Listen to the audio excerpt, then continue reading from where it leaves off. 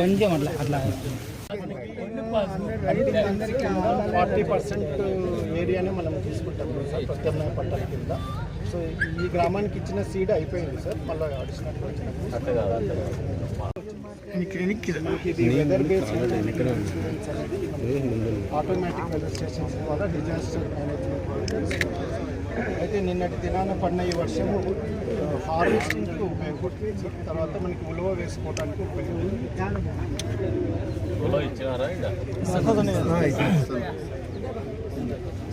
అందరికీ